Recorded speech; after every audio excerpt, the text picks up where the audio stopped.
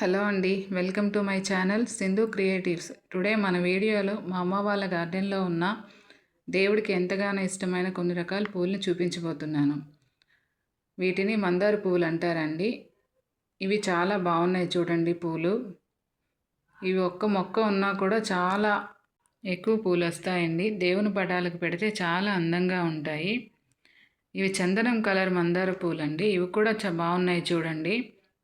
ఎరుపు మధ్యలో చందనం కలర్ పెడితే చాలా బాగుంటాయండి.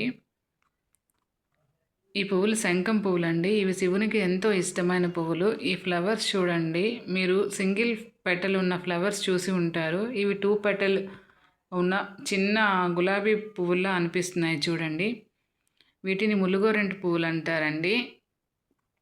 ఇవి కూడా శివునికి చాలా ఇష్టమైన పువ్వులు. ఇవి కార్తీక మాసంలో అయితే చాలా ఎక్కువగా వస్తాయండి. ఇప్పుడు కొంచెం తక్కువగా ఉంటాయి, అందుకే కొంచెం తక్కువ పూలు చూడండి. కార్తీకంలో శివునికి పెడితే చాలా ఇష్టం అండి, చాలా మంచిది కూడా. ఇవి పిల్లగన్నేరు పువ్వులండి. ఇవి మల్లెపూలు అనిపిస్తున్నాయి చూడండి. అండ్ వైట్ కలర్ పువ్వులు కట్టి మాల కడితే చాలా బాగుంటాయండి.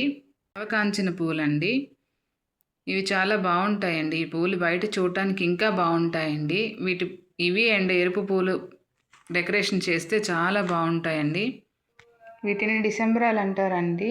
ఇవి చాలా రకాలు ఉంటాయండి. ఎరుపు అండ్ పింక్, బ్లూ కలర్ ఇలా చాలా ఉంటాయండి. ఒక్కటి మాత్రమే నాకు ప్రెసెంట్ దొరికాయి, అందుకే ఒక్కటే తీశాను. ప్లీజ్ అండి షేర్ చేయండి,